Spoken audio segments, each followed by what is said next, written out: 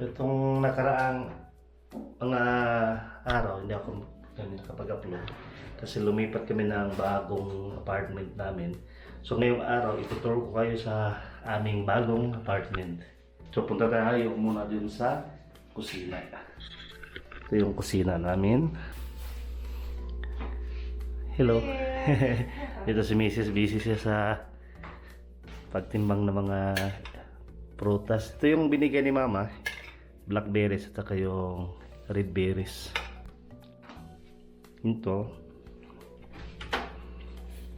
Dito naman yung oven. Ito yung refrigerator namin. Tapos kita yung labas dito guys. Yung malaking building na yan. Shopping mall. Dito kami sa likuran ng mall na yan. Ito yung CR namin. Tapos ito yung bathroom namin. Yan.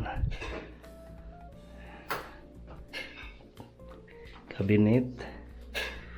Ito yung bathroom. So punta tayo dun sa yung apartment. Dalawang kwarto. Ito yung kwarto, bakante. Dito muna namin nilagay yung sili namin dito, yung tanim namin na sili. Saka yung kalamansi. Sobrang laki na ng sili. Yung ilang sili yung nakarang taon, sobrang dami, siguro mga 17. Ito lang yung natira, 1, 2, 3, 4. Apat yung natira. So kami ni Mrs. doon kasi kami doon sa kabilang kwarto. So dito tayo sa yung kwarto namin dito ni Mrs. Yan. Kasi yung sofa na yan, pwede siya magiging bed. Pag umaga, binabalik namin doon sa forma niya. Mayroon kami ditong maliit na bodega kung saan yung mga winter jacket namin dito na hindi pa ginagamit, dito naman muna namin nilalagay. Diyan, may maliit na cabinet dyan, yung mga hindi na ginagamit. Diyan na namin nilalagay. Tapos meron dito na vacuum. Meron kaming vacuum. Hindi namin siguro magagamit ito kasi meron kami diyang vacuum namin. Ito yung aming kwarto ni Mrs. Yan. Sala at kwarto. So meron din kaming TV. Doon kasi sa dati naming nirintahan, meron din TV. Dito, papakita ko sa inyo yung balkonahe namin guys. Dito, nilagay namin yung mga karton. Yung mga ibang hindi na ginagamit, yan namin nilagay.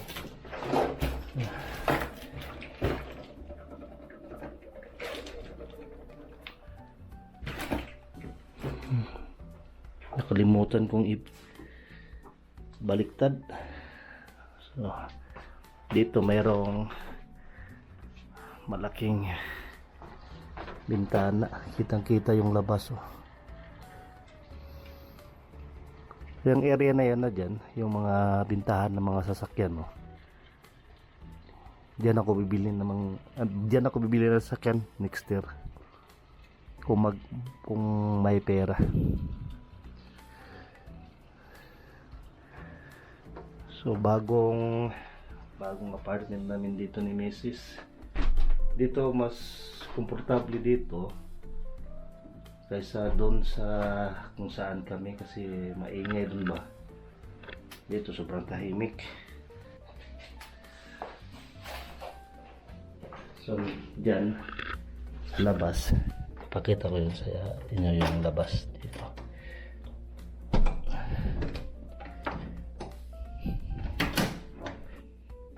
Yan, double door yan. Saglit lang.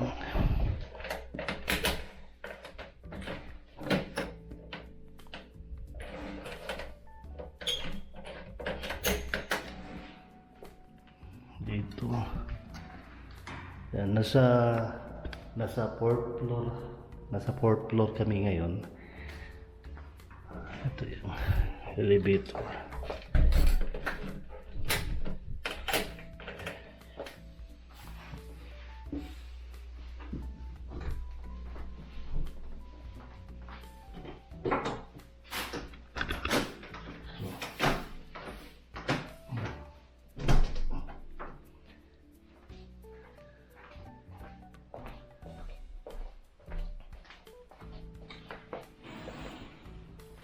Nasa fourth floor pala kami Nasa fourth floor kami guys.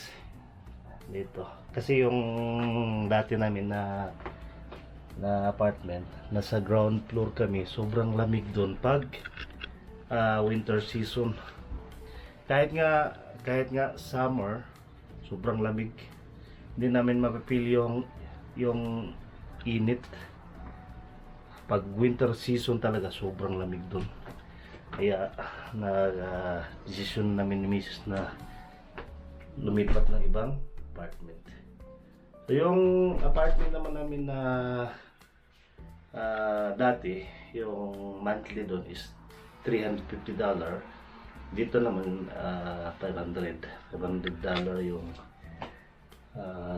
rent namin dito monthly. So 500, hindi pa involved yung tubig, electric at saka gas. Mura lang dito yung mga gas, tubig, saka electric sa kanila dito. Nasa mga $50 lang siguro. Lahat.